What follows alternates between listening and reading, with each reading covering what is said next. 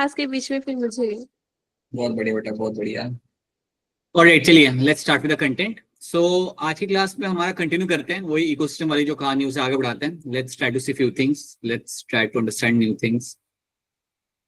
So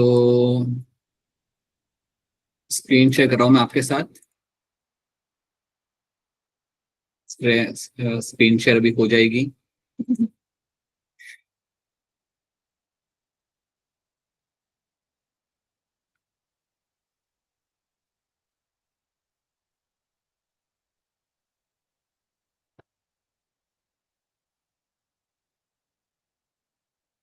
So these are the things we have seen. Secondary productivity और ये सब हम यहाँ पे देख चुके हैं। So एक बार देख लेते हैं। So ये कुछ टर्म्स हम पिछले क्लास में देख चुके हैं। We have seen number of things and I think they are quite simple. If you just go to the NCERT आपको रियलाइज होगा कि बहुत कॉम्प्लेक्स इसमें ज्यादा कुछ है नहीं। ये चैप्टर आपका और 2 लेक्चर का मेहमान है, मतलब आज का और दूसरा लेक्चर, बस उसमें चैप्टर भी खत्म हो जाएगा, क्वेश्चन भी आपके वहां पे सॉल्व हो जाएंगे, बस उतना ही उसके अंदर, और कुछ ज्यादा कंटेंट है नहीं, right. So we are very close to the completion of the 12th का सिलेबस। तो you should have this thing in your head कि जैसे 12th खत्म होता है, 12th तो मैं रिवाइज करूंगी ही, बट उसके साथ साथ 11th के ऊपर भी फोकस करना चालू करूंगी। भूलिए मत, अभी भी आपके पास काफी अच्छा टाइम है। बायो में अगर एक अच्छा स्कोर आ जाता है, then you just have to survive in physics and get a formidable score in chemistry.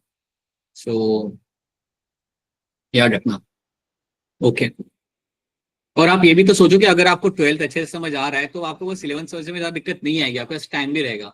सो अगर सिद्धरा से लेके हर कोई बच्चा जो कुछ भी स्टार्टिंग से यहाँ पे लेक्चर लगा रहे हैं, if you are able to understand the 12th, then 11th समझने के लिए भी आपको ज्यादा मुश्किल नहीं आएगी। It will also happen. So keep that thing in your head. Okay, so these are the things we have done. Primary productivity, secondary productivity ये हम देख चुके हैं। यहाँ पे कॉन्सेप्ट टेस्ट भी हमने यहाँ पे सॉल्व कर लिया, right. We have to start with something like my decomposition. ये वाली कहानी हमें यहाँ पे स्टार्ट करनी है।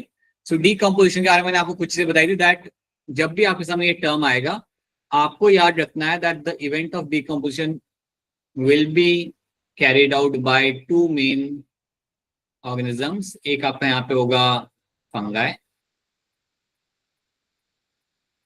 एक आपका यहाँ पे होगा बैक्टीरिया। सो बैक्टीरिया और फंजाई जो आपके यहाँ पे होते हैं, they are the one who are known to play the major role in my decomposition. ठीक है, अब डीकंपोजिशन के कई सारे स्टेप्स होते हैं। हाँ जी बेटा, आवाज कट रही है मेरी? No sir. काजल कुछ कहना चाहती है, बताइए काजल। सर मैंने नहीं बोला। ठीक है, ऑलराइट। सो डीकंपोजिशन के अंदर आपको यहाँ पे, हाँ जी जसनूर बोलिए बोलिए। सर अर्थवॉर्म भी हो सकते हैं डीकंपोजर्स? वापस बोलना। अमीबा, अर्थवॉर्म भी हो सकते हैं। Earthworm are my detrivorous animals, right? They do help in a process of decomposition. वो हेल्प करते हैं, लेकिन जो मेजर कंट्रीब्यूटर है ना जसनूर, वो आपके फंगा और बैक्टीरिया होते हैं। सो मैं अर्थवॉर्म को इंक्लूड कर सकता हूँ, बट अर्थवॉर्म बहुत सुपरफिशियल लेवल पे काम करते हैं। जो मेजर डिकम्पोजिशन जो इवेंट हो रहा था वो इनके से हो रहा होता है आपके यहाँ पे। ठीक है, तो अभी हम यहाँ पे हम देखेंगे। तो जब भी हम डिकम्पोजिशन की यहाँ पे बात करते हैं, तो मैंने कुछ टर्म्स आपके यहाँ पे बताए थे कल की क्लास में भी, that you have something like it all starts with the fragmentation. सबसे पहले आपका होता है फ्रेगमेंटेशन। बेसिकली आप यहाँ पे करते क्या हो ना, कि आपका समझो आपका एक प्लांट है, प्लांट में से ऑब्वियसली आपके लीव्स नीचे गिरेंगे। आई होप सबको मालूम है कि अभी आपका ऑटम सीजन चल रहा है, ये आपका ट्रांजिशन वाला ऑटम सीजन आपका जो सबसे बढ़िया होता है हिमाचल और यूके के अंदर specially. So this season which are having right now, autumn season, इसमें आपको क्या मिलेगा, आपके लीव्स नीचे गिर रहे होंगे। यू विल फाइंड कि आपके लीव्स ऑरेंज हो जाएंगे और नीचे गिर जाएंगे। तो जो भी आपके लीव्स, ब्रांचेस जो भी आपके नीचे गिर रहे होते हैं, दे विल अंडरगो फ्रेगमेंटेशन। अब इनको ब्रेक डाउन करता कौन है? सो जब आपको कोई लीफ नीचे गिरता है, कोई एनिमल की डेड बॉडी नीचे होती है जमीन के ऊपर, तो उनको पहले ब्रेक डाउन कौन करेगा?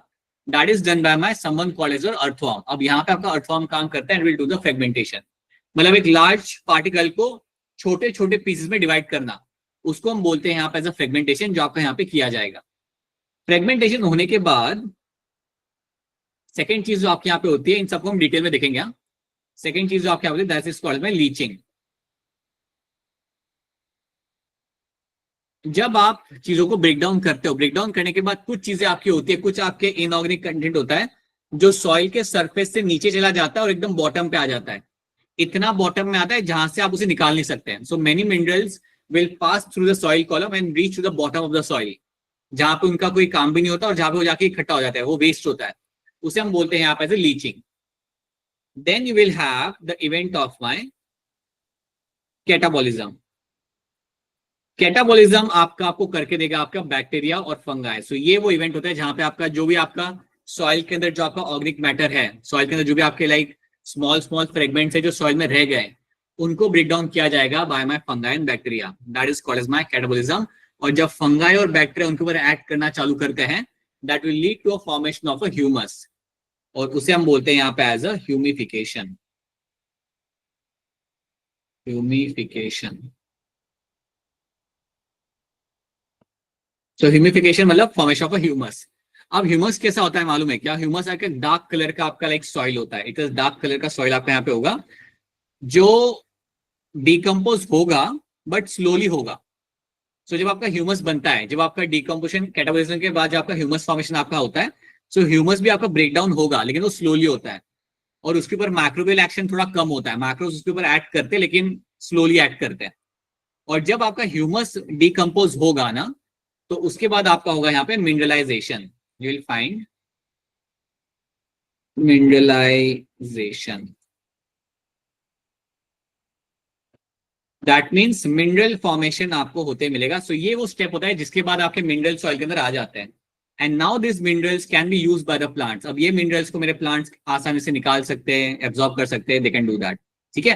तो ये कुछ आपके यहाँ पे स्टेप्स हैं: fragmentation, leaching, catabolism, humification and mineralisation. इनको हम आगे डिटेल में समझेंगे. चलिए, let's start with the earthworm, farmer friend. Right. Earthworm helps to increase the amount of, हाँ जी, earthworm helps to increase the amount of air and water that gets into the soil. They break down organic matter like leaves and grass into things plant can use. Right? तो ये break down करता है. तो basically आपका जो earthworm यहाँ पे होगा ना, ये आपकी help करता है in the event of my fragmentation. earthworm के अलावा और भी कई सारे insect होते हैं जो आपके जो dead body या I would say like some animal carcass, I won't say dead body, animal carcass या आपके leaves होते हैं, उनको break down करने में आपके कुछ इंसेक्ट और अर्थवर्म आपकी हेल्प करते हैं. सो याद रखना, earthworm will play a important role of in my fragmentation. जैसे अगर आप देख पा रहे हो यहाँ पे डिकम्पोजिशन आपका यहाँ पे हो रहा है फॉक्स का, आपके फल यहाँ पे खराब हो रहे हैं,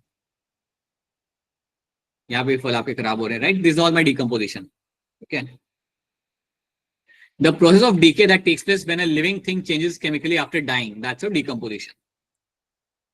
So complex organic matter like will break down into water, carbon dioxide, nutrients में आप इसे compose break down करते हो. So decomposer break down the complex organic matter into inorganic substance like carbon dioxide, water and nutrients में आप इसको break down यहाँ पे कर देते हैं. Okay. चलो, example of decomposers, earthworm आपका यहाँ पे हो गया, mushroom आपका हो गया, insect हो गया, bacteria हो गया. लेकिन याद रखना major contributors आपके यहाँ पे होते हैं mushroom and मतलब fungi and bacteria. बाकी insect जो आपके यहाँ पे आते हैं play the role in decomposition but बहुत superficial level पे. ओके. तो ये बातें आपको रखनी है यहाँ पे याद. So they are the one which collectively help in my decomposition. तो वही चीज आपके यहाँ पे मेंशन की गई है.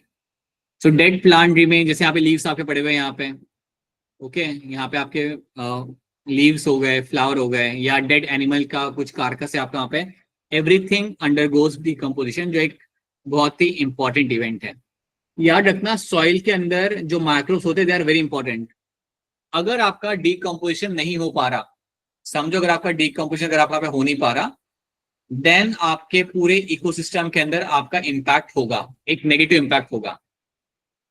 I give the example. Decomposition करने के लिए यूनिट है वो माइक्रोब्स. आपको माइक्रोब्स चाहिए सॉइल के अंदर, पहली चीज.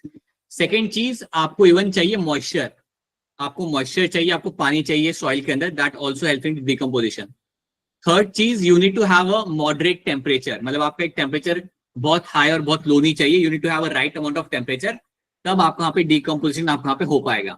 तो कुछ फैक्टर्स होते हैं कुछ एनवायरमेंटल फैक्टर्स होते हैं, और उस कंडीशन में आपका डीकम्पोजिशन काफी आसानी से आपका हो जाता है. पता है, आपने कभी नोटिस किया होगा या कभी आपने पढ़ा होगा, सुना होगा कि आइस वाले एरिया में चीजें डीकम्पोज नहीं होती. अगर आप हाँ, अगर आप चले जाओ ना, अगर एटलांटिक ओशन या अगर आप चले जाओ नॉर्थ पोल पे, अगर आप चले जाओ, और अगर वहां पे कोई, अगर आपको एनिमल की बॉडी अगर आपको वहाँ पे मिलती है तो काफी लाइकली चांस है कि वो डिकम्पोज नहीं हुई होगी, बिकॉज इतना लो टेम्परेचर वहां पे होता है कि आपके पास माइक्रोब्स ही नहीं होते उसे डिकम्पोज करने के लिए। सो कई बार आपको इंटैक्ट बॉडी मिलती है कई बार आपको, so that also happens. Okay, so you need to have certain conditions. याद रखना डिकम्पोजिशन करने के लिए आपको कुछ कंडीशंस चाहिए होती है, वो हम आगे देखेंगे, and then the decomposition will be happening. Detritus क्या होता है याद रखना, डिट्रीटस यहाँ पे क्या होता है, द रॉ मटेरियल जो होता है ना जिसको हम डिकम्पोज करेंगे उसको हम बोलते हैं यहाँ पे detritus. Detritus is a raw material for decomposition. चलिए यहाँ पे देखिए क्या है आपका concept. Carbon dioxide is one of the end product of decomposition and its nature is organic, inorganic, artificial या रेप्लिकेटिक। वैसे ही बता दो अनम्यूट करके, क्या होगा इसका answer? Inorganic. B option. Right, B option आपका यहाँ पे बिल्कुल सही है, ट्रू। ठीक है, चलो स्टेप्स इन, अब यहां से हमारा मेन चीज आता है, important steps in the process of my decomposition. पहले आपको यहाँ पे होगा fragmentation, leaching, catabolism, humification and mineralization. तो ये आपके यहाँ पे हो जाता है आपके सारे के सारे steps for my decomposition. Fragmentation में आपको यहाँ पे याद रखना है दैट यू विल फाइंड, यहाँ पे आपके लार्ज फ्रेगमेंट्स को हम ब्रेक डाउन करेंगे इनटू स्मॉलर पार्टिकल्स। लीचिंग मैंने आपको बताया था, कई सारे आपके particles will become a part of the soil column, soil column के एंड में चले जाएंगे। Then you have the catabolism जहां पे आपका बैक्टीरिया फंगाई एक्ट करता है, and then you have a humification जहां पे आपका ह्यूमस फॉर्मेशन आपका होगा, and then you have a mineralization. So let's start with my fragmentation. ठीक है, ये सारे हमारे स्टेप्स है जो हम आगे आगे स्लोली हम देखेंगे यहाँ पे। सो जब हम बात करते हैं फ्रेगमेंटेशन के बारे में यहाँ पे, तो आपका डिट्रीटस जो होता है इसको हम ब्रेक डाउन करते हैं स्मॉल पार्टिकल्स के अंदर, जो मैंने आपको बोला था। अगर आपका लीफ है, एनिमल की बॉडी है, उसको हम ब्रेक डाउन करेंगे स्मॉल पार्टिकल्स के अंदर। आपका यहाँ पे इंसेक्ट और अर्थवॉर्म आपकी बड़ी मदद करते हैं ये करने में। सो these are my small particles. You can see your insect are playing the role. You call them as the detrivorous insects. So they are making these particles over there. इसको हम बोलते हैं यहाँ पे as a fragmentation. This is what you call it as a fragmentation. Simple है। Returns essential nutrient to the environment. तो ये करना जरूरी होता है बिकॉज इसके थ्रू आप सारी चीजों को आप वापस से एनवायरमेंट में ला सकते हो। So that is the first step. Then leaching, मैंने आपको बोला था कि कई सारा कंटेंट आपका सॉइल कॉलम से निकल के आपका नीचे तक चला जाएगा और उसे हम यूज नहीं कर सकते हैं। उस इवेंट को हम बोलते हैं आप as a leaching. Water soluble inorganic nutrient go down in the soil horizon. Water soluble inorganic nutrient go down into the soil horizon और नीचे आके इकट्ठा हो जाता है। ये किसी के भी यूज का नहीं होता, ना इन्हें प्लांट यूज कर पाते, ना इन्हें कोई और यूज कर पाता है, and that is called as my leaching. ठीक है, लीचिंग होने के बाद जो कंटेंट आपका नीचे जाएगा वो किसी के भी काम का यहाँ पे आपको नहीं मिलेगा। So get precipitated as a unavailable salt. So as a unavailable salt ये आपका नीचे इकट्ठा हो जाएगा। आई होप लीचिंग समझ आ रहा है आपको, यहाँ पे कंफ्यूजन तो नहीं लग रहा आपको लीचिंग यहाँ पे कुछ? No sir. हाँ नो सर। हाँ, लीचिंग वाले कंटेंट को आप यूज नहीं कर सकते। Then we have the catabolism. यहाँ पे क्या होगा, कॉम्प्लेक्स ऑर्गेनिक मॉलिक्यूल जो अब सॉइल में है आपका, उसको ब्रेक डाउन करूंगा इनटू अ सिंपल मॉलिक्यूल्स के अंदर। I will convert them into a simple inorganic substance. और ये करने के लिए आपका फंगाई और बैक्टीरिया आपकी मदद करेगा। बिना फंगाई बैक्टीरिया के आप ये नहीं कर सकते। सो you need the help of fungi bacteria, they will help in my catabolism. Right, catabolism अगर आप यहाँ पे हो गया तो ये होने के बाद आपको जो वहां पे सॉइल के अंदर बनते हुए मिलता है, the thing you will find in the soil is your humus. तो after catabolism you will find there will be a formation of a humus. Right, तो ये बैक्टीरिया फंगाई से एक्ट करते हैं डिट्रस बॉडीज के ऊपर, and they will decompose them. They will do the catabolism. Now, fourth step is my humification. The process of formation of humus is called as my humification. तो ये क्या होता है, एक डार्क सॉइल होता है। It is a dark soil, dark amorphous soil आपको यहाँ पे मिलेगा, एंड ये आप देख सकते हो ये जो सॉइल आपको यहाँ पे दिख रहा है। So accumulation of dark colour amorphous substance, that's your humus. अब ये जो ह्यूमस होता है याद रखना, ये भी ब्रेक डाउन होगा लेकिन ये स्लोली होगा। जो ह्यूमस आपके यहाँ पे बनता है ये भी ब्रेकडाउन आपके यहाँ पे होगा, but it will happen slowly. और इसके ऊपर माइक्रोबियल एक्शन स्लोली होता है। माइक्रोब्स इसके ऊपर एक्ट करेंगे बट काफी स्लोली एक्ट करेंगे। So this will also get broken down.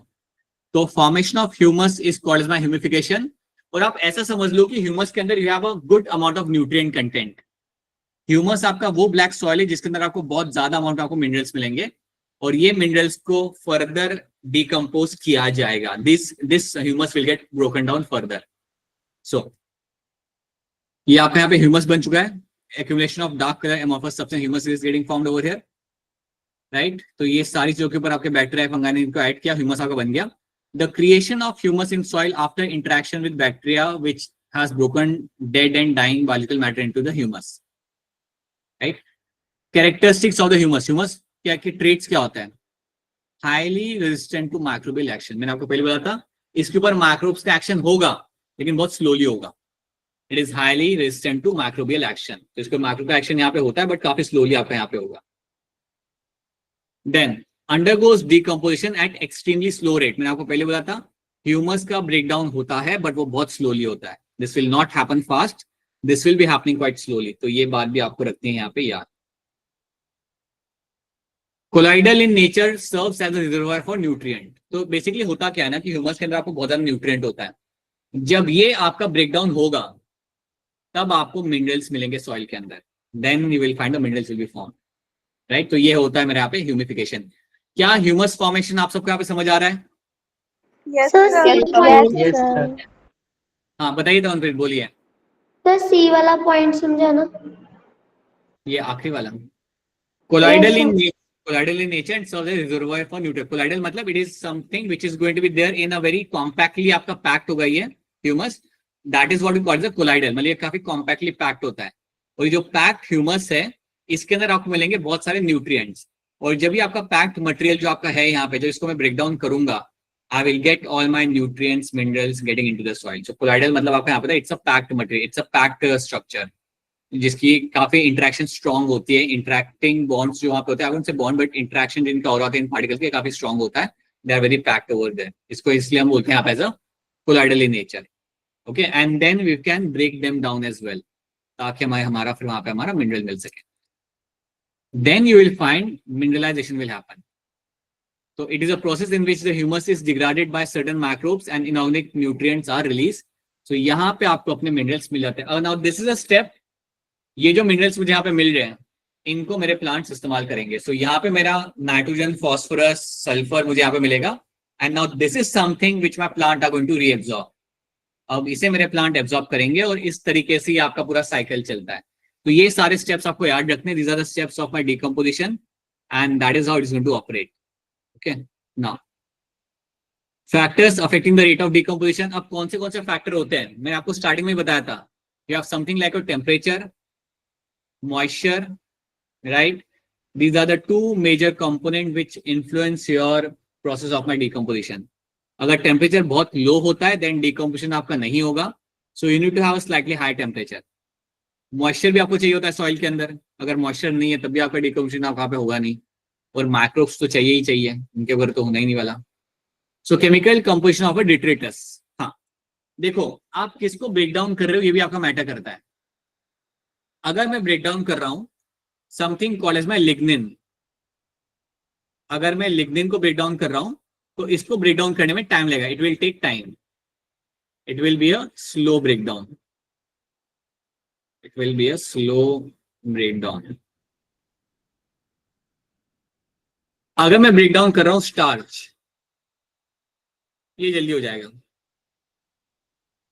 अगर मैं स्टार्च को ब्रेक डाउन करूं it will be a fast break down. तो याद रखना कि आप किस चीज को ब्रेक डाउन कर रहे हो वो भी आपको मैटर करता है. अगर मैं कोई ऐसी चीज ब्रेक डाउन कर रहा हूँ, ब्रेक कर रहा हूँ, डिकम्पोज कर रहा हूँ जिसके अंदर लिग्निन लगा हुआ है, तो लिग्निन को डिकम्पोज करने में टाइम लगता है. So chemical composition of a detritus is something you have to know. That's one of the thing which matters a lot. Temperature, soil moisture. ये तीन चीजें आपकी बड़ी इंपॉर्टेंट है. और याद रखना decomposition is oxygen requiring process. तो आपको एरोबिक बैक्टीरियाज आपको वहां पे चाहिए. अगर आपके सॉइल के अंदर ऑक्सीजन नहीं है तो आपका डिकम्पोजिशन प्रोसेस आपके यहाँ पे स्लो हो जाएगा. ठीक है. So that is very important. So chemical composition of the detritus, temperature and soil moisture are the one which are very important factors जो influence करते हैं कि आपका decomposition कैसे होगा. तो ये बात आपको यहाँ पे समझनी है. अच्छा आपने कभी खुद से बनाया है वो कंपोस्ट जिसे हम कहते हैं ना? Yes sir. बनाते बनाया आप लोगों ने? बनाया तो अच्छी बात है. Yes sir. नहीं बनाया तो बनाना चाहिए. सर गार्डन के लिए बनाया था सर. राइट.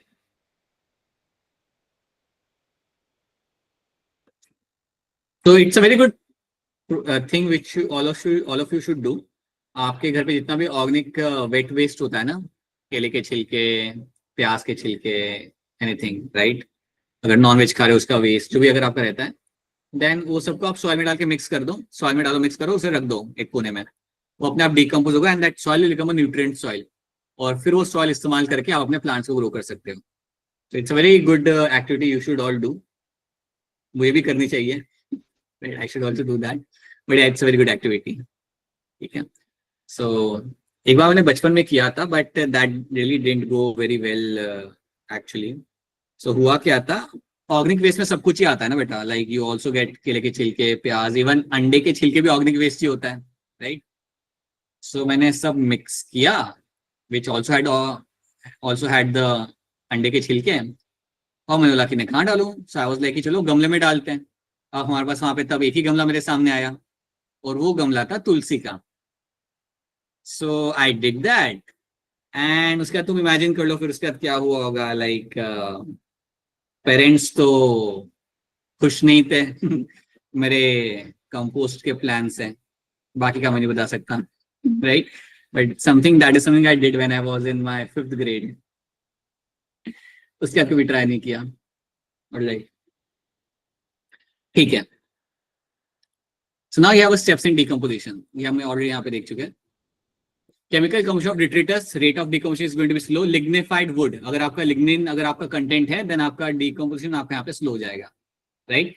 अगर आपका काइटिन है, जैसे आपका ईस्ट की वॉल में होता है या फंगा की वॉल में होता है काइटिन, ये भी आपका ब्रेकडाउन स्लोली होता है. So it will also decrease the rate of decomposition, आपका यहाँ पे स्लो हो जाएगा. Okay. So rate of decomposition is going to be fast when it is rich in nitrogen and water soluble substance like a sugar. अगर आपके detritus waste के अंदर sugar है, नाइट्रोजन है, देन उसका डिकम्पोजिशन काफी फास्ट होता है. तो ये याद रखना, ये इंपॉर्टेंट है, भूलना मत. These are the factors because of that my rate of decomposition will be slow. और ये मेरे कुछ कंटेंट अगर होगा तो मेरा रेट ऑफ डिकम्पोजिशन यहाँ पे मेरा फास्ट होगा. So now you have a temperature. If a temperature is warm and moist, तो याद रखना, अगर टेम्परेचर थोड़ा वार्म है, मॉइस्चर है आपका, then it will increase the rate of decomposition. अगर टेम्परेचर आपका लो है और ऑक्सीजन की भी वहां पे कमी है, then it will decrease the rate of decomposition. ठीक है. यहाँ पे स्लो आएगा, फास्ट नहीं, दोनों के fast it will be slow.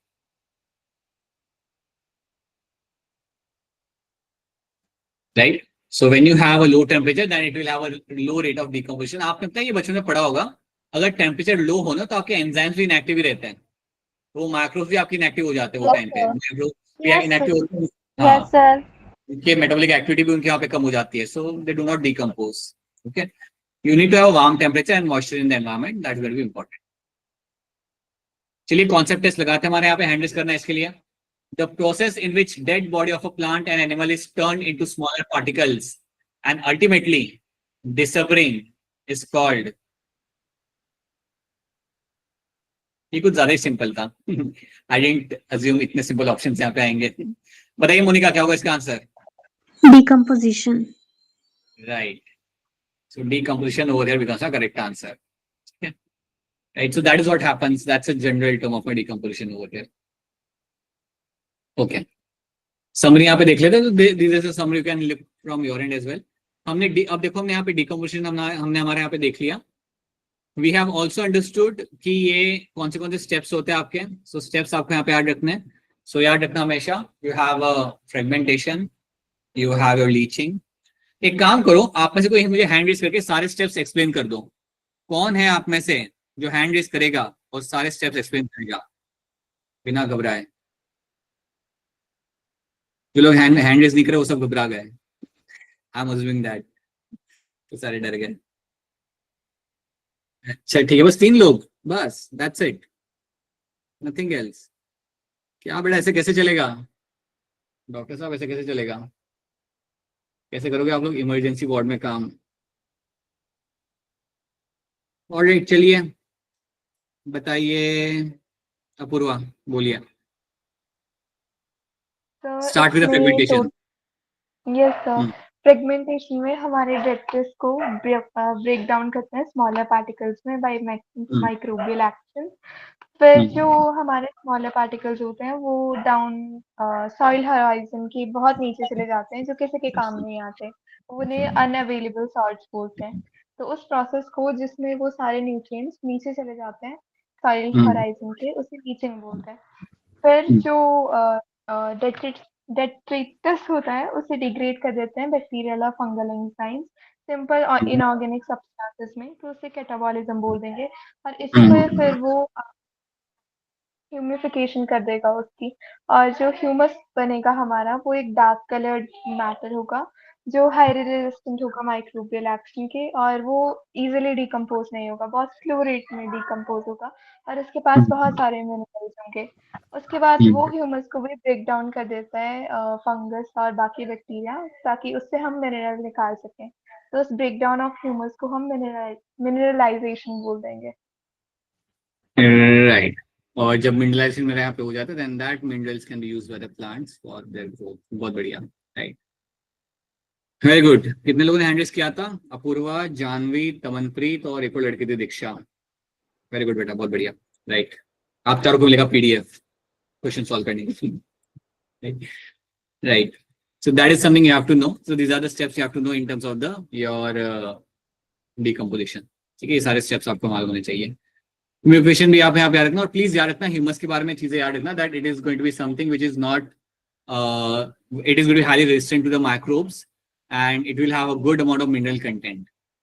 Okay, और फैक्टर्स कौन से अफेक्ट कर रहे थे मेरे यहाँ पे डिकम्पोजिशन को आपको याद रखना है।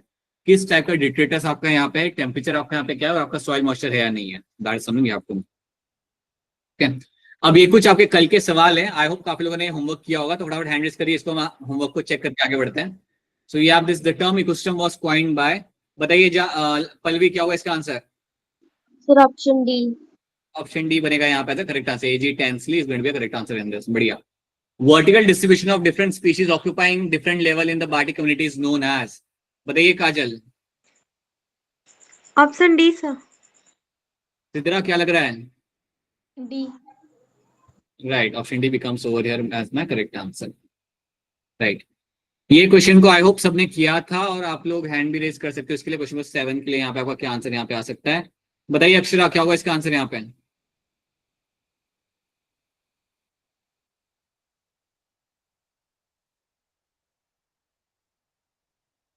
B option.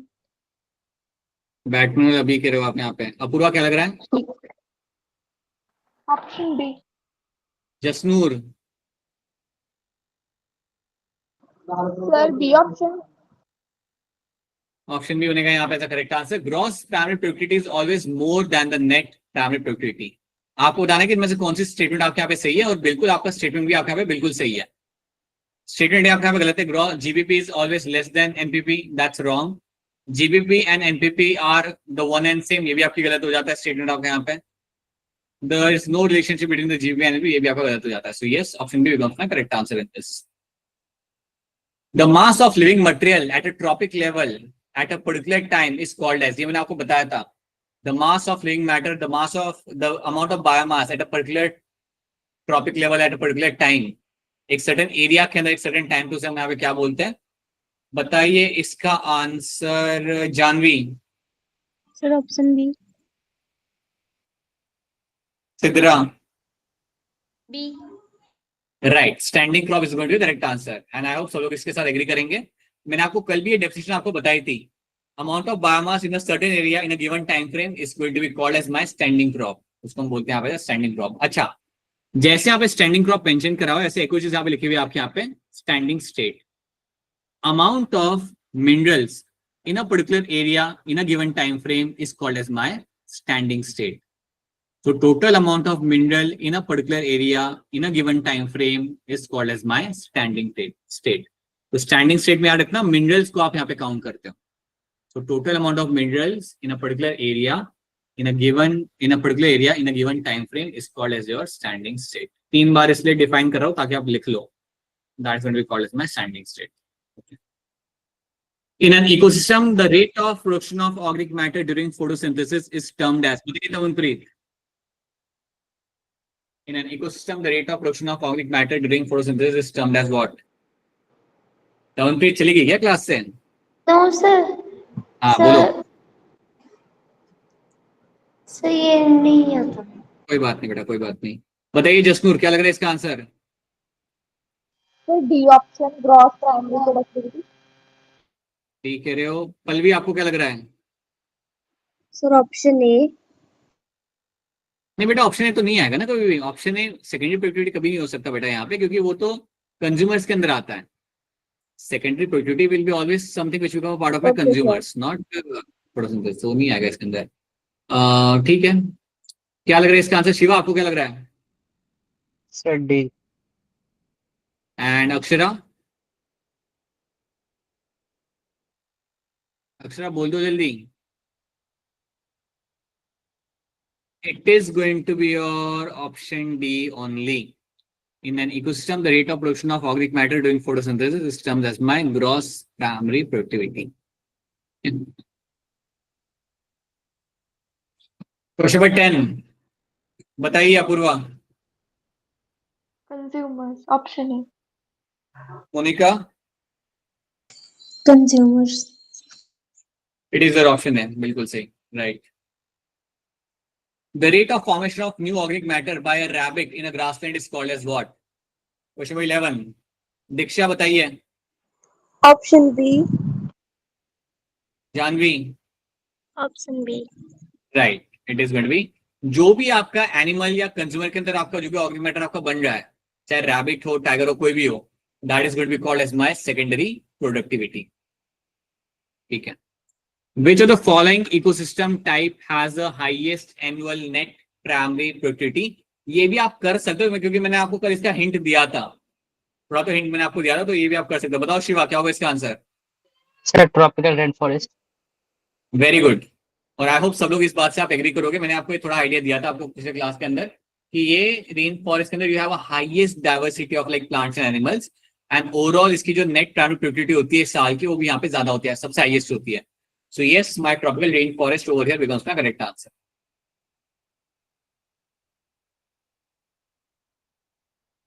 The rate at which light energy is converted into chemical energy of organic molecule is in the ecosystem. The rate at which your light energy is converted to chemical energy of organic molecule is in the ecosystem is called as what? बड़ा अच्छा question है ये भी, बहुत ऐसे घुमा के पूछा हुआ, लेकिन इतना भी उन्होंने घुमाया नहीं कि आप पता ना लगा पाओ। रानी बताइए, क्या होगा इसका answer? Sir option B. Delhi वाला डी कह रहे हो आप? B sir B. बैटमैन भी बोल सकते थे आप। बताइए तो अनप्रीत, क्या होगा इसका आंसर? तो बैट्समैन वाला B. हाँ जी बेटा, ये बिल्कुल आपका बैटमैन वाला बी आपके यहाँ पे आएगा। ये जो इन्होंने स्टेटमेंट यहाँ पे लिखा हुआ है, they are talking about photosynthesis, they are talking about your photosynthesis, और फोटोसिंथेसिस करके आपको मिलता है आपका हमेशा gross primary productivity in the plants. Which of the following ecosystem has the highest GPP? चलिए चलिए बताइए पंकज, नॉट सॉरी पंकज, महेश। महेश बोलिए, प्रखर बोलिए, संजीता आप भी बोल सकते हो। अब इतना दूर से आयो क्लास लगाने के लिए, तो बातें ही कर लो, थोड़ा आंसर दे दो। बताइए शिवा, क्या होगा इसका आंसर? Sir rain forest.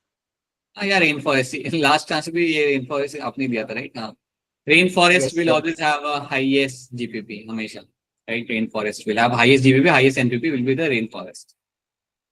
इसका आंसर आप सब लोग अनम्यूट करके वैसे ही जोर से दे सकते हो। क्या होगा इसका आंसर? A option. नहीं। कुछ लोग का तो आंसर पहुंचा ही नहीं, आधे रास्ते पे रुक गया, बस आवाजें आई मुझे, but still yes, it is my Monera and my fungi. So basically bacteria and fungi are my major decomposers. Okay. तो ये हमने कर लिया। Now let's talk about my energy flow in the ecosystem. देखते हैं हमारा energy flow क्या होता है एक इकोसिस्टम के अंदर। Let's try to see this. पहले कुछ रिकॉल करते हैं, तो आराम से क्वेश्चन को देख के आंसर करिएगा हैंड रेस करके। Decomposition is largely dash requiring process. Decomposition is largely dash requiring process. आपके सामने आपके चार ऑप्शन हैं, आराम से सोचिएगा and then raise your hand. Okay, Kajal क्या लग रहा है इसका answer? Sir option B. Question 1 का आप बोल रहे हो यहाँ पे, आपका ऑप्शन बैटमैन वाला बी कह रहे हो आप। ओके, जानवी आपको क्या लग रहा है? Option A. Diksha Kumari option A. And Rani? Sir option A. Option A बेटा, हमेशा you need to have oxygen. Decomposition करने के लिए आपको ऑक्सीजन चाहिए सॉइल के अंदर, तभी आपका डीकम्पोजिशन आपको यहाँ पे होगा। So yes, option A over here becomes the correct answer. ठीक है, then question number 2, what is the raw material for decomposition? में से कौन सा आपका यहाँ पे होगा raw material for your decomposition? Raise your hand to answer this. एक बार फिर हैंड रेज करिए, बताइए। Shiva, sir option A. Siddhara क्या लग रहा है आपको? सर सी। सिद्धरा को सी लग रहा है, शिवा को ए लग रहा है। पल्लवी क्या लग रहा है आपको? Sir option A. ऑप्शन ए आपका यहाँ पे बिल्कुल सही आंसर है। डिट्रिटस बेटा, रॉ मटेरियल मतलब जिसके ऊपर आपका डीकम्पोजिशन आप करोगे, जिसको आप ब्रेक डाउन करोगे, वो क्या होता है, उसे हम डिट्रिटस बोलते हैं। आपका लीव्स हो गए, ब्रांच हो गया, फ्लावर्स नीचे पड़े हुए हो गए सॉइल के अंदर, डेड ऑर्गेनिज्म आपका हो गया, सो दे ऑल बिकम डिट्रिटस। यही होता है ना रॉ मटेरियल जिसके ऊपर आप ऐड करते हो, याद रखना है, ठीक है हमेशा। Then climatic factor which regulates the decomposition, में से कौन से क्लाइमेटिक फैक्टर आपके होते हैं जो डीकम्पोजिशन को यहाँ पे रेगुलेट करते हैं सही तरीके से? बताइए Jasnoor. Sir both A and B. Mahesh, Mahesh चला गया। महेश बोलो। डी के आप? D sir. Okay, and Apurva? Option D. बिल्कुल सही, prove. Humus is further degraded by some microbes and release of inorganic nutrient occur by a process of. Question number 4 देख लो आराम से and then raise your hand to answer this. बताइए सिद्धरा क्या होगा इसका answer? Sir एक मिनट। पहले तो आपने हैंड रेज कर दिया, फिर आपके लिए 1 मिनट। सर वो पहले पता। अच्छा पहले का था, चलो देख लो, टाइम ले लो अपना, take your 1 minute. I will have some water then.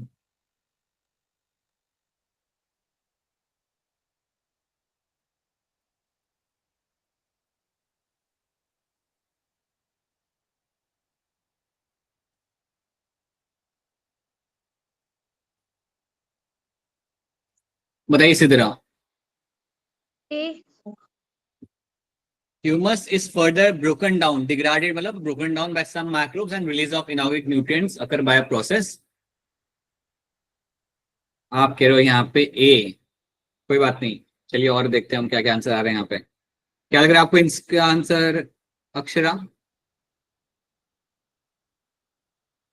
Sir A. Pallavi? Sir option B. Jasnoor? Sir option B mineralization. Monica? B option. बेटा इसका आंसर यहाँ पे बी आएगा। बी इसलिए आएगा क्योंकि आप ह्यूमस को ब्रेक डाउन कर रहे हो। जब आप ह्यूमस को ब्रेक डाउन करते हो और उसके बाद जो आपका न्यूट्रिएंट रिलीज होता है, उस प्रोसेस को हम बोलते हैं यहाँ पे मिनरलाइजेशन। याद रखना ये बात, ठीक है, कंफ्यूज मत होना कि जब आपका ह्यूमस ब्रेक डाउन किया जा रहा है। यहाँ पे देखो, जब ह्यूमस बनता है ना, उसे हम कहते हैं ह्यूमिफिकेशन। जब मेरा ह्यूमस यहाँ पे ब्रेक डाउन किया जाएगा, that process is called as my mineralization only. ठीक है, तो जिनका आंसर यहाँ पे जो लोग ए बता रहे थे, आई होप याद रखना, it is going to be mineralization आपके यहाँ पे आएगा। ठीक है, एक बात मैं आपको सजेस्ट करता हूँ कि अगर आप कोई आंसर दे रहे हो या कुछ कर रहे हो या कोई क्वेश्चन सॉल्व कर रहे हो, जल्दी किया करो, मिस्टेक भी जल्दी हो जाएगी और जल्दी रेक्टिफाई करने का भी टाइम मिलेगा। राइट, कई बार हम लोग क्या करते हैं, कुछ डिसीजंस लेने में बहुत टाइम लगाते हैं, या पता नहीं कई बार ऐसा होता है हमारे साथ कि जब तक मैं ये सीखूंगा नहीं तब तक मैं करूंगा नहीं। जैसे कि नहीं यार अभी मैं श्योर नहीं हूँ कि मैं कर पाऊंगा, ये क्वेश्चंस में कर पाऊंगा अभी, so I won't do this right now. वो फिर बाद में कभी आता नहीं है, या जो बाद में आता है तो बहुत लेट आता है। एंगेज विद दोस क्वेश्चंस, करने लोगो, start solving them, make mistakes, make early mistakes. जितना जल्दी तुम सॉल्व करोगे, मिस्टेक्स निकालोगे, गलतियां करोगे, जल्दी you will also get good amount of time कि उसे रेक्टिफाई भी जल्दी आप कर पाओगे, and then you can become a better person over there, better in terms of the academics या better in terms of that particular subject. So start doing that, like करा करो। कई बार ऐसा होता है काफी लोगों के साथ, इवन किसी भी एज ग्रुप के साथ, कि कोई चीज स्टार्ट करने में हम लोग काफी टाइम लगाते हैं, करने में टाइम लगाते हैं, ये सोचिए कि अभी हम रेडी नहीं है। Don't do that, jump in, start doing the things, make mistakes, make errors, make big blunders, and then again rectify them, और जो भी करना है फटाफट करो, right, because that's how it works. Okay, और एक और चीज रिकमेंड करूंगा कि सब लोग क्वेश्चन सॉल्व करते रहना। मॉड्यूल्स की लिंक आपके पास है, please make sure you keep on solving questions. You have to solve volume of questions, ये दिमाग बिठा लो, you have to solve huge volume of questions अगले अपकमिंग कुछ महीनों में। आपको बहुत ज्यादा क्वेश्चन सॉल्व करना है। अच्छा एक बात बताओ, मैं किसी भी रैंडमली पकड़ के किसी को पूछता हूँ, शिवा एक बात बताओ, एक दिन में बायो के कितने क्वेश्चन सॉल्व करते हो आप? सर 30। फिजिक्स के? सर 25 एंड सर 30 जितना हो जाए। और केमिस्ट्री के? सर केमिस्ट्री के भी 30। और ये रोज करते हो, किसी दिन मिस हो जाता है? सर रोज करता हूँ, समटाइम कभी हो जाता है मिस, मतलब मिस कैसे कम होता है सर क्वेश्चन का क्वांटिटी, लेकिन मिस नहीं होता सर क्वेश्चन चल रही। ठीक है, अगर सोचो कि अगर शिवा, और जैसे शिवा कर रहा है वैसे आप लोग भी अगर 30 क्वेश्चन भी अगर आप करते हो यहाँ पे, और अगर हम कैलकुलेट करें तो आपके जनवरी के फर्स्ट वीक तक we have a November December, we have a certain amount of October भी हमारे पास यहाँ पे, और जनवरी के सेकंड वीक तक आपके कुछ 100 डेज आपके पास होंगे यहाँ पे। So imagine if you solve 30 questions per day, your number goes so high. कितना बड़ा नंबर आपके यहाँ पे बन के आएगा, 3000 questions you are solving, right? So you just have to show up, start solving question. ये मत सोचो, स्पेशली फिजिक्स केमिस्ट्री के लिए इतना मत सोचना कि आ रहा है नहीं आ रहा, मुझे आधा ही चैप्टर आता है आधा नहीं आता। स्टार्ट डूइंग दैट, आपने कभी ना कभी तो वो पढ़ा होगा ना, start doing that and make mistakes and start rectifying them. तो करना चालू करो, ये याद रखना, you have to solve volume of questions, then only वो बैठेगा दिमाग पे। ठीक है, चलो question number 5, in which of the following the rate of decomposition is going to be slow, ABCD। बताइए दीक्षा, क्या होगा इसका answer? Option D. Option D बनेगा यहाँ पे correct answer, because yes, lignified wood, yeast in the cell wall मतलब chitin, और cellulose, ये तीनों के तीनों लाइक थोड़ा स्लोली डिकम्पोज आपके यहाँ पे होते हैं। ठीक है, जिसमें ये तो काफी ज्यादा ही स्लोली होता है, बट ये भी आपका होता है। So that is option D becomes the correct answer. Now let's start with a new topic of my sun as a source of energy. Sun is the ultimate source of energy, हम लोग सब जानते हैं यहाँ पे, और आज की डेट में हमारा एनर्जी ट्रांजिशन भी यहाँ पे हो रहा है। थोड़े दिनों के बाद सबके घर पे सोलर पैनल लग जाएंगे, right? It's ultimate source of energy. है सर मेरे घर पे। इनके घर पे है, मेरे घर पे भी लग रहा है, राइट? काफी मेरे लोग के घर घर पे में होगा, भी है। इनके घर पे भी है, देखो, right? So that is very new energy transition जो आपके यहाँ पर है, और काफी ये बेनिफिशियल है। You will have solar panels, you can generate electricity, right? EV car सब आपकी आ रही है, right? Everything is happening. So हाँ जी, नेचर में भी you have your sunlight as a source of energy, चाहे वो टेरेस्ट्रियल इकोसिस्टम हो या वो एक्वेटिक हो, दोनों के अंदर सनलाइट से ही आपका काम बनता है, right? Okay, so deep sea hydrothermal ecosystem. अब ये जो इकोसिस्टम है आपके यहाँ पे, डीप सी हाइड्रोथर्मल इकोसिस्टम, ये थोड़ा अलग होता है, यहाँ पे सनलाइट नहीं पहुंचती। So these are my hydrothermal vent, इनको हम इवन बोलते हैं यहाँ पे एज अ हाइड्रोथर्मल वेंट। ये ओशन के अंदर है, ये डेप्थ में है, so you also called as a hydrothermal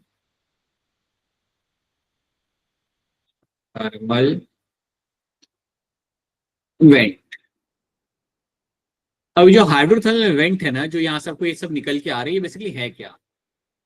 ये आपके कुछ ऐसे रीजन है आपके ओशन के अंदर जहां से आपके कई सारे मिनरल्स आ रहे होते हैं। सो यहाँ से आपके कई सारे minerals are out there. You are finding a huge amount of minerals are coming out from this regions.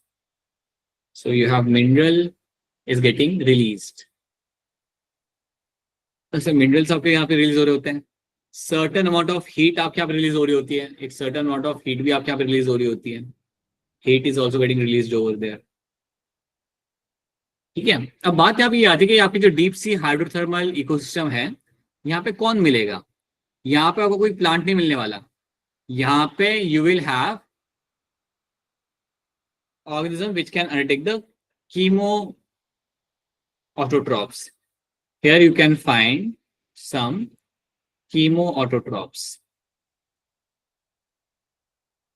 chemoautotrophs आपको यहाँ पे मिल सकते हैं, आपने फोटो ऑटोट्रॉप्स तो आपने सुना होगा, फोटो ऑटोट्रॉप्स होते हैं बेटा जो सनलाइट इस्तेमाल करके अपना खाना बनाते हैं। वैसे ही आपके Yes, sir. कीमो ऑटोट्रॉप्स आपके होते हैं जो ऑर्गेनिक मैटर या मिनरल न्यूट्रिएंट्स को यूज करके अपना खाना बनाते हैं। तो कई सारे आपको यहाँ पे हिटोट्रॉप्स आपको मिल जाए, कई सारे आपको कीमो ऑटोट्रॉप्स आपको यहाँ पे मिल जाएंगे which can actually use this mineral content and they can make their own food. So कई सारे कीमो ऑटोट्रॉप्स आपको यहाँ पे मिल जाते हैं देखने के लिए। याद रखना इस एरिया के अंदर आपको फोटोसिंथेटिक ऑर्गेनिजम्स आपको यहाँ पे नहीं मिलेंगे, आपको हेट्रोट्रॉप्स मिल सकते हैं, कीमोट्रॉप्स मिल सकते हैं, but you can not have a photosynthetic organisms over here. These are my deep sea hydrothermal ecosystem. तो यहाँ पे भी आपकी एनर्जी जनरेट हो रही है and you are finding this minerals and heat release are can be used to make their own food. इसका इस्तेमाल करके कई सारे ऑर्गेनिजम्स अपना खाना यहाँ पे खुद से बना सकते हैं।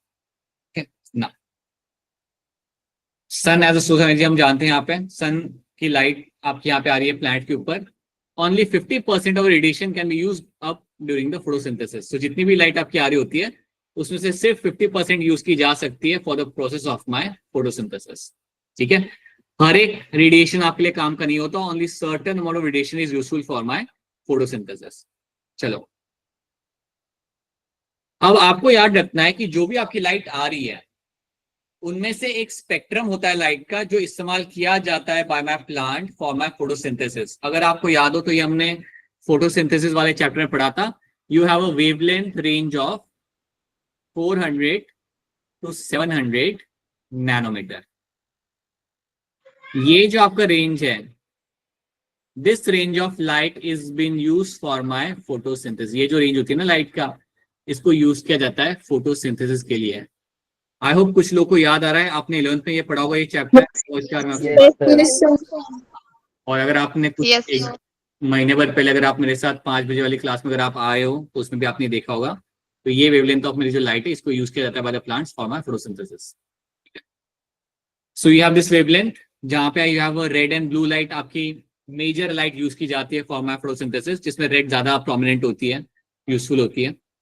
The spectral range of solar radiation from 400 to 700 nanometer that photosynthetically organisms are able to use in the process of my photosynthesis.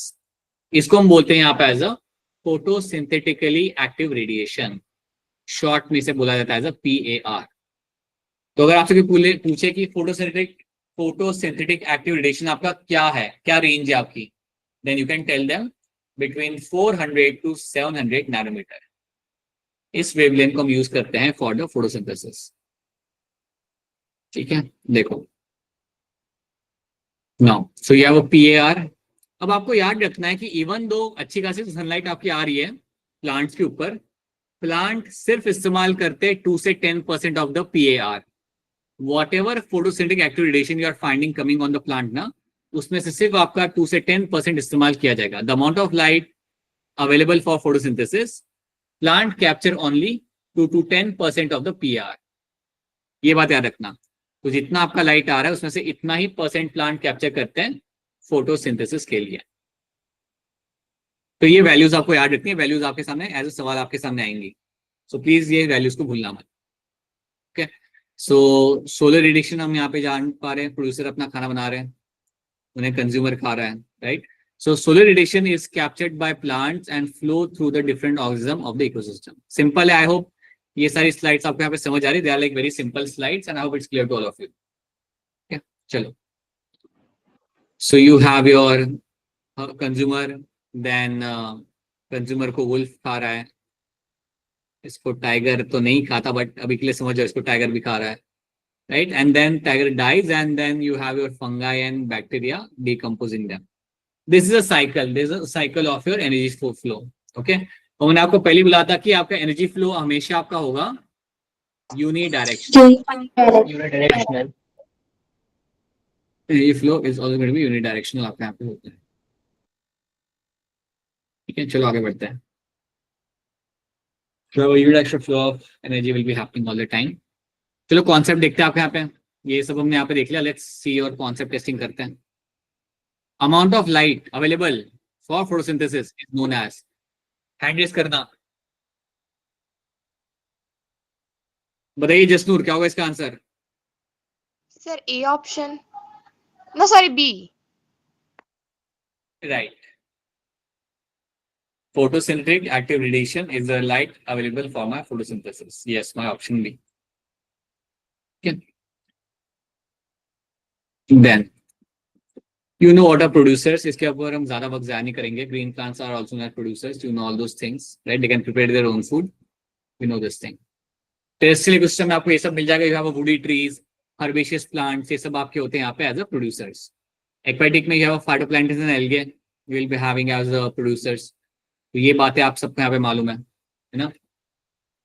Producers अपना बनाते खाना वाया फोटोसिंथेसिस, एंड देन जब वो अपना खाना बनाते हैं तो वहां से आपका एनर्जी फ्लो स्टार्ट होता है, and then it will go towards the consumers and the डिट्रेटर्स.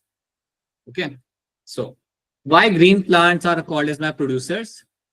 Green plants are only living things that can make their own food by photosynthesis.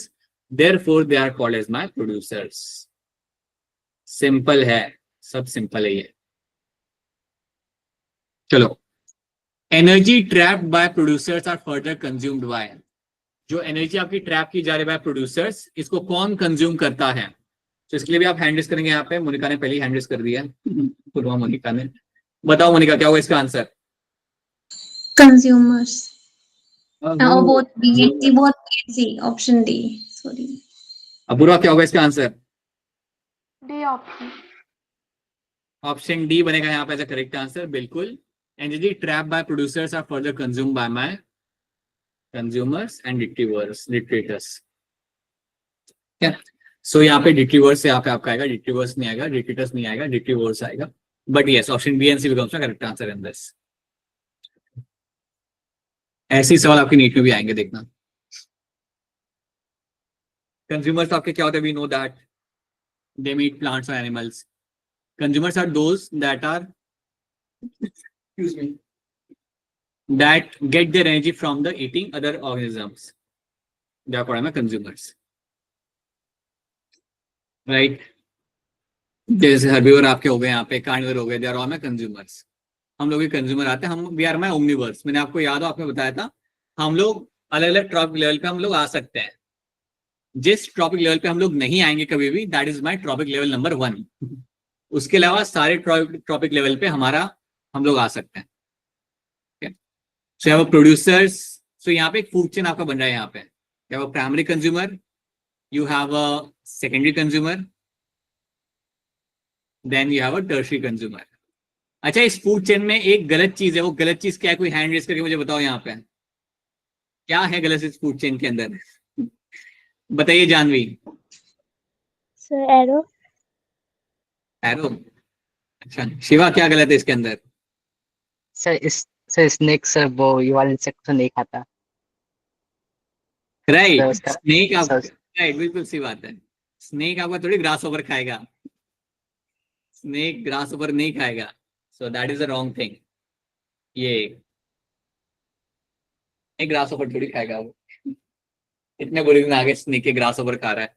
That's a wrong statement, that's a wrong thing. बताइए जानवी, बोलिए.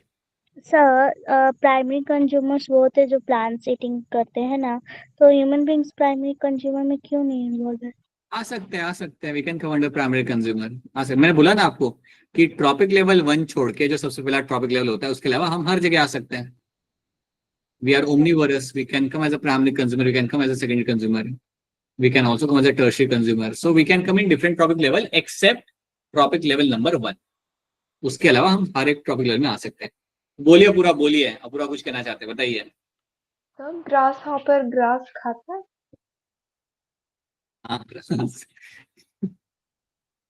Grass hopper grass खाता है. Yes, grass hopper, locus, ये जो होते हैं ना insect, ये आपके ग्रास या आपके प्लांट्स को कंज्यूम करते हैं. बल्कि इनके वजह से आपका डैमेज भी होता है, प्लांट्स डैमेज भी होते हैं. बल्कि जो आपका प्लांट्स नहीं खाता वो आपका मेंटिस होता है. Apoorva, there is something called as mantis. ये ग्रास हॉपर को पकड़ के खाता है. प्रेइंग मेंटिस जिसे हम बोलते हैं. बोलिए शिवा, बोलिए. सर ग्रासहॉपर के लिए सर फील्ड में से पेस्टिसाइड यूज करता हूँ सर. अब ग्रास हॉपर को मारने के लिए आप पेस्टिसाइड यूज करते हो, यस सर. और उसी ग्रास हॉपर को आगे फिर स्नेक खाता होगा शिवा, देन उसकी डेथ होती होगी. सो हाँ बेटा, ग्रास हॉपर डैमेज करते. बेटा ग्रास हॉपर, लोकस काफी डैमेज करते हैं प्लांट्स को. एंड या दैट्स द थिंग. चलो आगे बढ़ते हैं. ऑल एनिमल, देखो डायरेक्टली या इनडायरेक्टली सब कुछ डिपेंड करता है प्लांट्स के ऊपर। Everyone depends on the plants for their energy. अब आपकी दो फूड चेन आपके यहाँ पे होती है। एक होती है आपके यहाँ पे ग्रेजिंग फूड चेन, जो स्टार्ट होती है आपके ग्रास से। सो ग्रास से आएगा गोट के अंदर प्राइमरी कंज्यूमर, देन गोट को कंज्यूम करेगा आपका यहाँ पे कोई दूसरा एनिमल या ह्यूमन बीइंग जो भी है। So that's a grazing food chain. तो यार इतना जब भी आपके सामने ग्रेजिंग फूड चेन आएगा ना, this starts from the grasses, this starts from the producer. Grazing food chain आपका हमेशा स्टार्ट होता है आपके प्रोड्यूसर से। और उसी तरीके से आपका यहाँ पे होगा एक, mostly all primary consumers are herbivores, insects, birds, mammals in the terrestrial ecosystem. They are my primary consumers. ठीक है, मॉलस्क भी आपके प्राइमरी कंज्यूमर में आपके यहाँ पे आ जाते हैं, राइट, एक्वाटिक इकोसिस्टम के अंदर। okay? अच्छा, मैं यहाँ पे मेंशन करना चाहूंगा आपको यहाँ पे कि प्राइमरी एक्वाटिक इकोसिस्टम में, if I talk about aquatic, एक second, if I talk about aquatic ecosystem, तो आपको यहाँ पे याद रखना है इसमें जो प्राइमरी कंज्यूमर होगा ना, इसमें जो आपका प्राइमरी कंज्यूमर होता है, द प्राइमरी कंज्यूमर जो आपका यहाँ पे होगा, that can also be a जू प्लैंक्टन। याद रखना, जू प्लैंक्टन फाइटोप्लैंक्टन को खाता है। जू plankton can be also come under the category of my primary consumer. You can also have some small fish. You can have some small fishes, right, which can at times become as a primary consumer. या small fish कई बार आपकी tertiary consumer में भी आपकी आती है। एक काम करते हैं, सिंप्लिसिटी के लिए इसे मैं निकाल लेता हूँ, बिकॉज आगे जो फूड चेन में बनाऊंगा ना, इसमें मैं इसे सेकेंडरी कंज्यूमर में डालूंगा। तो जू प्लैंक्टन आप यहाँ पे ऐड कर सकते हो, सम मोलस्क आप यहाँ पे ऐड कर सकते हो। They are all going to be the example of my primary consumers. Concept test देखते हैं यहाँ पे। Mostly all primary consumer are, unmute करके बोल दो क्या होगा इसका आंसर यहाँ पे। Option D. Option A sir. Option D. क्या ऑप्शन कह रहे हो आप लोग, क्या कह रहे हो? क्वेश्चन तो पढ़ो आराम से। ऑप्शन डी आप क्यों कह रहे हो? सर ऑप्शन ए। हाँ तो ऑप्शन डी क्यों कह रहे थे अभी फिर सब लोग एकदम से, सब कोरस में option D, option D. Sir हम मैंने में कहा हर्बीवोर्स बोला। It is going to be your herbivores. Mostly all my primary consumers are my herbivores. Right, always. They're going to be herbivores. अब हम यहाँ पे हमारा फूड चेन और फूड वेब भी हम यहाँ पे थोड़ा सा देख लेते हैं। सिंपल है, ज्यादा टाइम नहीं लगेगा। आपने पता है बच्चों ने बनाया होगा कई सारे फूड चेन और फूड वेब आपने बनाए होंगे। एक काम करो, एक मुझे बना के बताओ यहाँ पे। चलो कौन बनाए, बता के बना के देगा मुझे यहाँ पे, मतलब मुझे आप बोलो, मैं यहाँ पे बनाता हूँ। हैंड रेज करो, कौन बनाएगा मेरे लिए यहाँ पे फूड चेन? बोलिए मोनिका, चलिए। प्लांट्स, प्लांट, इंसेक्ट, आ रहा है मेरा यहाँ पे इंसेक्ट, ठीक है। और मोनिका थोड़ा इसे इंटरेस्टिंग करते हैं, थोड़ा बड़ा बनाना फूड चेन। 5 चाहिए इसमें, topic level 5। Yes sir.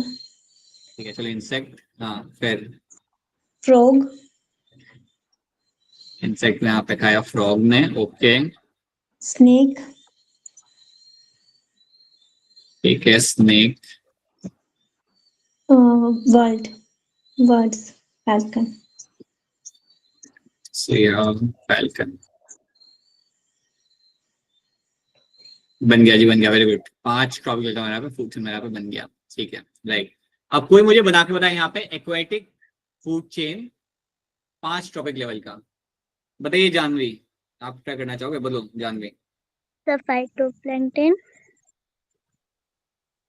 Phytoplankton zooplankton, will be consumed by my zooplankton. Fishes, fish, ठीक है, बियर, वापस बोलना। बियर। वो भालू की बात कर रहे हो आप? Yes sir. अच्छा ठीक है, बियर। अब इसके ऊपर कौन बनाओगे? इसके ऊपर क्या आएगा सब बियर के ऊपर? बैक्टीरिया डिकम्पोज कर देगा उसको। अरे डिकम्पोज में आप ले आए उनको, मुझे लगा कोई बियर को खाएगा। ऐसे मत करो बेटा, ऐसे मत करो।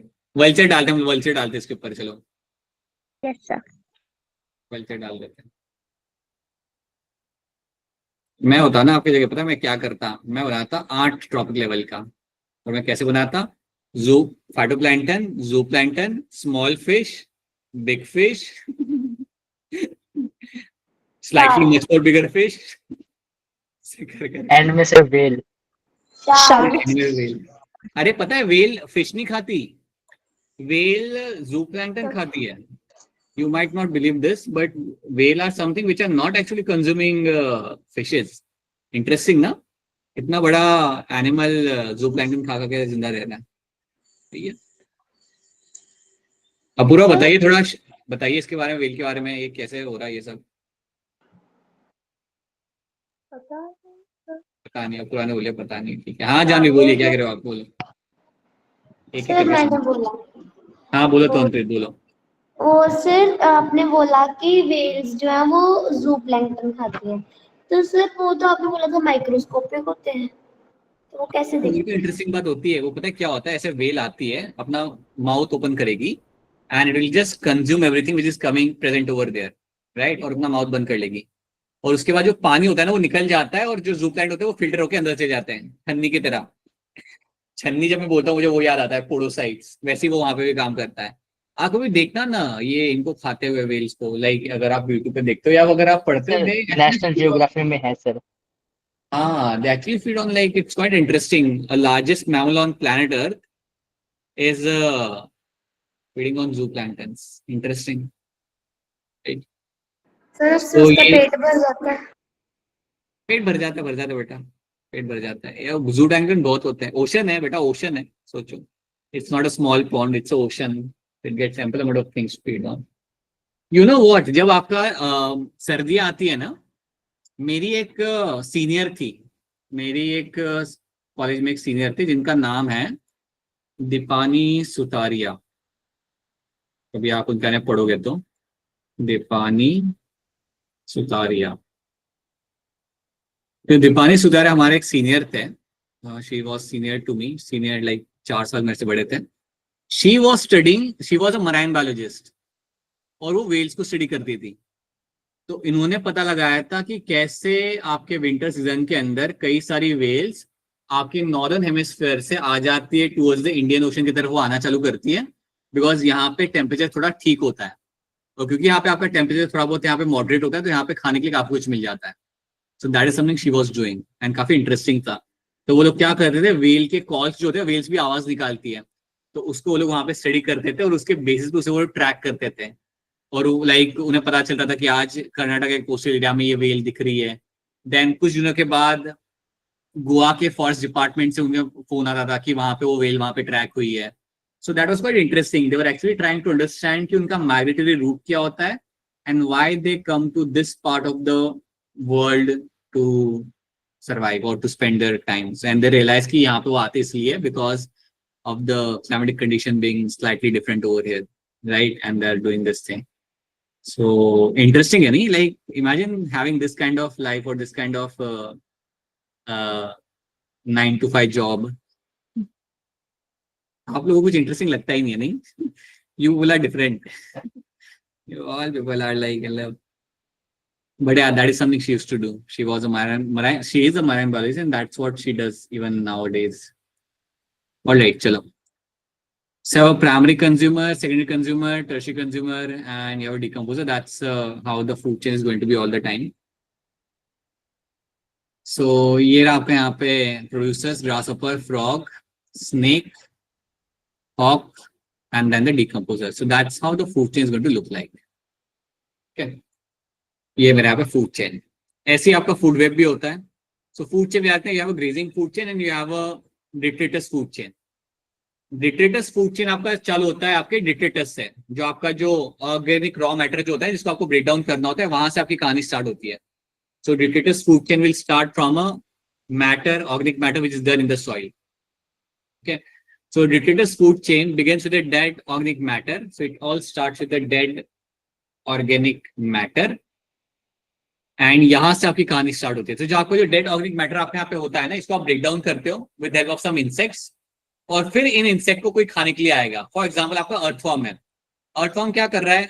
ब्रेक डाउन कर रहा है, डिट्रेटस को ब्रेक डाउन कर रहा है, फ्रेगमेंटेशन अपना कर रहा है. फिर अर्थवॉर्म को आगे कोई और खाएगा. समझो उस अर्थवॉर्म को आगे कोई बर्ड खा रहा है, और उस बर्ड को कोई और आके बड़ा बर्ड खा रहा है, कोई दूसरा मैमल खा रहा है. So that is my detritus food chain. उसे हम बोलते हैं आप as a detritus food chain. याद रखना, grazing food chain will start from the producers and detritus food chain will start from the detritus material.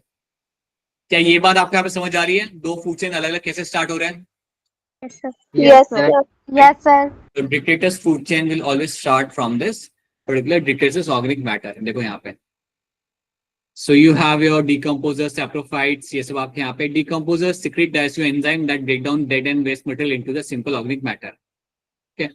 जैसे आपके यहाँ पे आपका ट्री का ट्रंक है, इसे हम ब्रेक डाउन करेंगे. यहाँ पे आपके टर्माइट्स भी इसको ब्रेक डाउन कर रहे हैं. यहाँ पे बीटल्स भी ब्रेक डाउन कर रहे हैं, एंट्स भी इसे ब्रेक डाउन कर रहे हैं. ठीक है. सो यहाँ से आपका फूड चेन आप यहाँ पे चालू होगा. So from here onwards you will find a food chain will start from the detritus material. ठीक है. So powder broken down by decomposers into plant nutrient in the soil. And now let's have we have a detritus, या वो detritivorous animals, मतलब bacteria, fungi, protozoan, earthworm, ये सब आपके यहाँ पे आ गए. अब इनके ऊपर कोई आके खाएगा, इनको कोई आके कंज्यूम करेगा. सो कुछ इंसेक्ट आके इनको खा रहे होंगे, कोई निमेटोड आके इनको खा रहे होंगे, कोई आर्थ्रोपोड आके इनको खा रहे होंगे, और इनको आके फिर कोई दूसरा आके खाएगा. Small carnivores which can be और फिशेज, और large carnivores which can be birds और सम बिग फिश.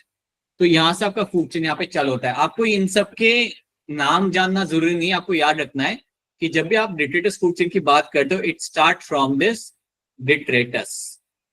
यहां से कहानी आपकी स्टार्ट होती है. यहां से कहानी आपकी स्टार्ट होती है. इनको कोई डिकम्पोज करेगा, और जो इनको डिकम्पोज कर रहा है उनको भी आके कोई खाएगा, and then they will be eaten by someone else. So that is what you find happening in this. So this is my detritus food chain. You have a grazing food chain. It begins with a producer like a green plants. The consumer will start the food chain utilizing the plants or plant parts as a food. That's a grazing food chain. So याद रखना, grazing food chain आपका कहाँ से start हो रहा है. और grazing food chain आप ऐसा नहीं कि आपको सिर्फ मिलेगा होते हुए inside your land. It will also happen on water as well. So पानी के अंदर भी आपका grazing food chain हो सकता है, but it will start with the phytoplanktons. That's the only difference you will have. It will start with the phytoplankton, zooplankton, secondary consumer, and then a tertiary consumer. ठीक है. But याद रखना, grazing food chain आपका land पे भी हो सकता है और एक्वेटिक इकोसिस्टम में भी आपके यहाँ पे हो सकता है. तो सिंपल है ये. So DFC and GFC are connected at some level. जैसे आपके यहाँ पे हम बात करें यहाँ पे डिट्रेटस फूड चेन का.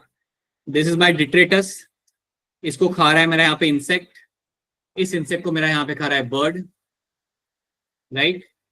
उसी तरीके से आपके यहाँ पे प्लांट है, that's a grazing food chain. इसको मेरा यहाँ पे खा रहा है grass hopper, and grass hopper को यहाँ पे खा रहा है मेरे यहाँ पे फ्रॉग, एंड फ्रॉग को भी मेरे यहाँ पे खा रहा है मेरे यहाँ पे बर्ड. कई बार ऐसा भी हो सकता है कि मेरे यहाँ पे एक बार फ्रॉग बन गया तो ये फ्रॉग को ये वाला बर्ड भी खा सकता है. So that becomes a food web. That becomes a kind of a food web over here. Okay. तो आपको याद रखना, that is my detritus and my grazing food chain.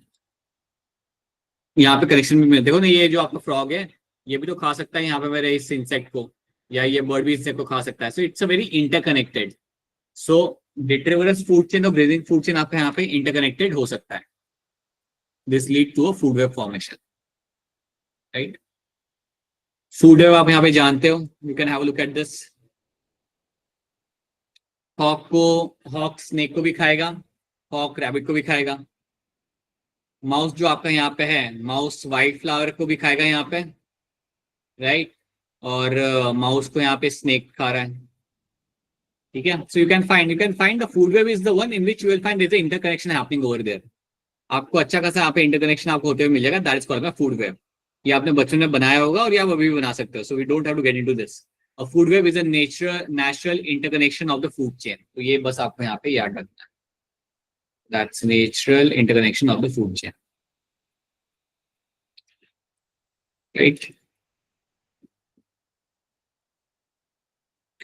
So grazing food chain, transfer of energy starts from producers less energy flows through this. अब याद रखना grazing food chain के अंदर जो एनर्जी का फ्लो होता है ना वो कंपेरेटिवली आपके यहाँ पे कम होता है compare to my detritus food chain. याद रखना transfer of energy start from the detritus decomposing organic matter and more energy flow will be seen over here। तो यहाँ पे एनर्जी फ्लो आपका थोड़ा ज्यादा होगा compare to my grazing food chain. तो compare to my grazing food chain detritus food chain का energy flow यहाँ पे थोड़ा आपका ज्यादा होता है। अब ये एनर्जी फ्लो ज्यादा कैसे हुआ ये आप अभी समझ नहीं पाओगे, ये हम नेक्स्ट क्लास में जब एनर्जी फ्लो को अलग से देखेंगे ना तब आप ये समझ पाओगे कि why you have a high energy flow in the detritus food chain that compare to my grazing food chain. ये आप अगले क्लास में समझ पाओगे, बट अभी के लिए आप बस इतना याद रख लो। अगर ये स्लाइड अगर आपको समझ नहीं आ रही कोई बात नहीं, but you should know what is my grazing food chain and what is my detritus food chain. इतनी बात फिलहाल के लिए आप यहाँ पे याद रख लो, बस इतना याद रख लो। एनर्जी ट्रांसफर कैसे हो रहा है वो हम बाद में देखते हैं। क्या इतनी बात आप सबको यहाँ पे समझ आ रही है? Yes sir. Yes yes sir. Yes, sir. इतनी बात के लिए आप रुके, ये आप याद रख लें, राइट। देन बाकी चीजें हम लोग बाद में आराम से देखते हैं। तो that is something we have done. Let's have some concept और रैप अप करते हैं। DFC and GFC are connected at some level which leads to, अगर मेरा DFC and GFC connected है तो इसकी वजह से मेरे यहाँ पे क्या बनेगा, बड़ी हैंडल्स इसके लिए। बताइए शिवा क्या होगा इसका answer? Sir food web. Right, it will lead to formation of food web. ठीक है, ऑलराइट। अब ये सब हम बाद में करते हैं। Let's have a look at the topic levels later on, but इतनी बातें आप एक बार इनसाइड में से पढ़ लेना। Read the things which I have shared over here. अब इसका असाइनमेंट भी मैं I will try to give you few questions if not more from this question as well, because यहाँ से ज्यादा क्वेश्चन है नहीं decomposition में से, but let me see, I'll try to share some questions with you, ठीक है, as assignment। Alright, so this is what we have done। Simple chapter है बेटा, जब हम थर्सडे को वापस मिलेंगे तो ये चैप्टर हो जाएगा आपके यहाँ पे कंप्लीट। इसमें ज्यादा कुछ अब रहा नहीं है। We have to do the topic level and we have to do the energy flow, that's it। एक बार वो आपका वहाँ पे हो गया। We have to do the pyramids। एक बार पिरामिड्स आपके हो गए, आपका चैप्टर यहाँ पे खत्म हो जाता है। नीट के कॉन्टेक्स्ट में आपका चैप्टर खत्म हो जाता है, क्योंकि सक्सेशन के बाद वाली चीजें आपको नहीं करनी है। This is what we have to do. So this is what we have done. अगर आपके कोई यहाँ पे सवाल है, कोई क्वेश्चन है, then you can go and ask your questions please. If you have any kind of questions right now please ask your questions. बताइए शिवा क्या सवाल है आपका? आपका हैंड रेज्ड है यहाँ पे, बोलिए। सर संडे को कौन से चैप्टर का टेस्ट है?